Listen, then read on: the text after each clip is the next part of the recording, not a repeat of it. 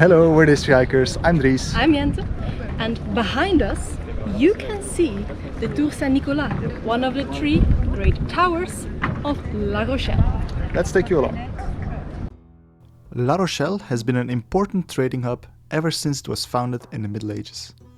The city changed loyalties between England and France several times, which was accompanied with more privileges each time. That way, La Rochelle became a powerful semi-republic. When it switched sides to the French king again in 1372, the king granted him the privilege to build new towers facing the sea. Over the next 5 years, the Tour Saint-Nicolas was erected.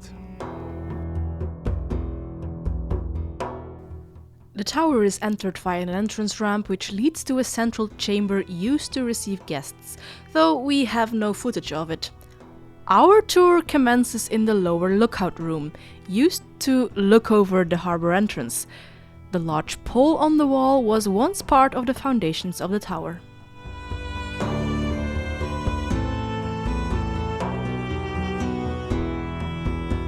Following the stairs, we reach the chapel. It still has its beautifully sculpted altar.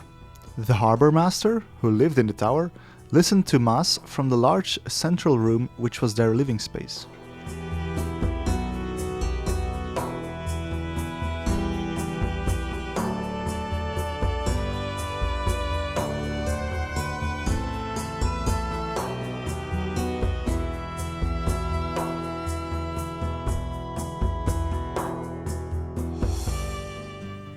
The so-called Troubadour Hall is named after the only sculpted figure which can still be seen today. In the past, it was probably where baths were taken. From the footage, you notice how the central room is surrounded by a wild network of corridors, staircases and smaller rooms. It is meant to keep a total separation between the combat area for soldiers and the residence of the harbour master.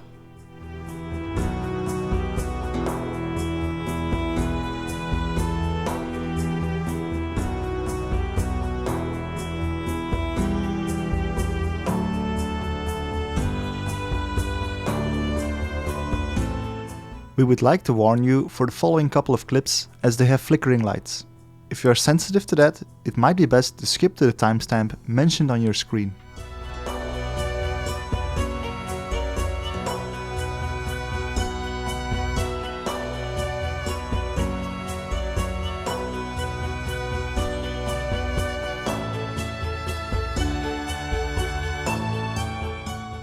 This central hall is known as the Harbour Master's Hall.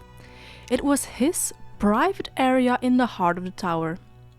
A carving of a ship adorns the wall, a clear indication to the rich naval history of the city. The room is octagonal but becomes circular above the ledge, which used to hold the wooden ceiling. The cornices under the ceiling ledge are adorned with a sculpted bestiary. Reconstructions can be seen displayed around the room. Their meaning is open to interpretation, so let us know if you have a good suggestion.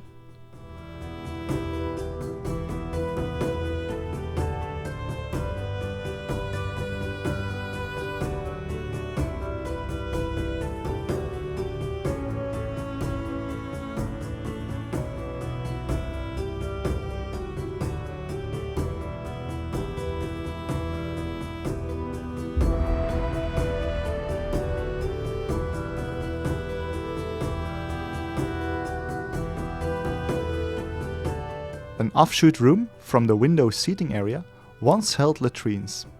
Even this room, with the most basic of functions, has a beautifully decorated vaulted ceiling.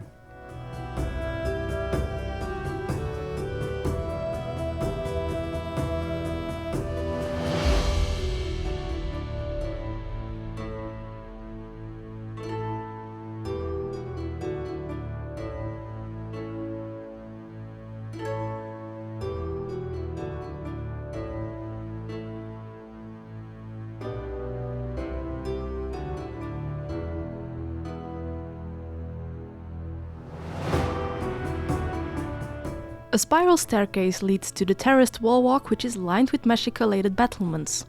It surrounds the central room, which would once have held a turret, but it was demolished in the 17th century.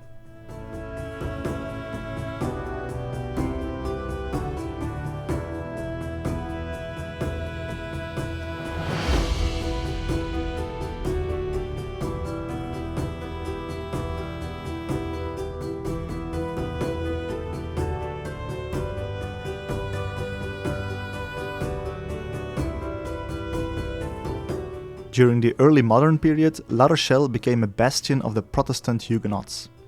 They managed to keep the Catholic royal armies at bay, though ultimately couldn't withstand the assault by the armies of Louis XIII. The king then ordered all defenses around the city to be demolished. Only the 3 waterfront towers were allowed to remain standing. When no longer needed for protection, the Tour Saint-Nicolas was mostly used as a prison.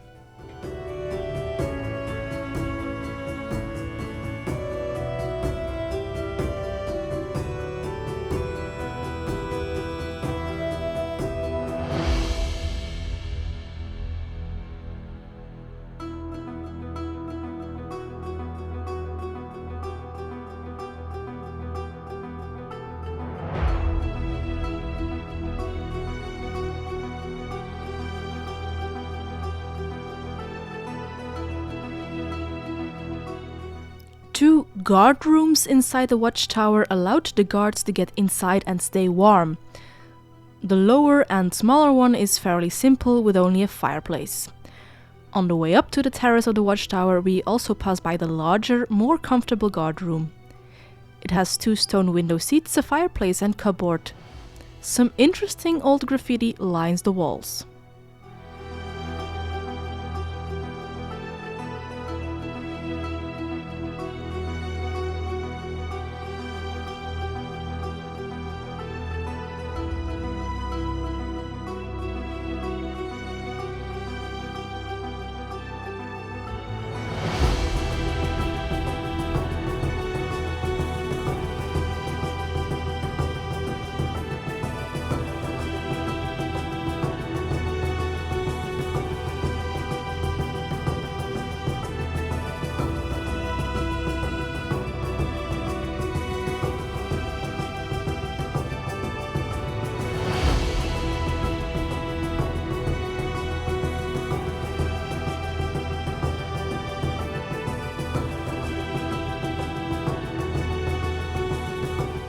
From the terrace of the watchtower, you have a perfect view over the port, city and sea.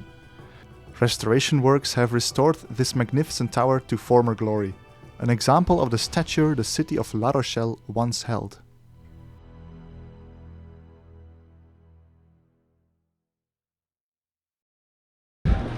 That was the Tour de Saint-Nicolas. Very impressive. Thank you so much for watching. We were the History Hikers. And like, comment, subscribe and all that good YouTube stuff if you want to see more of these kind of historical places. And this is what you'll see next week.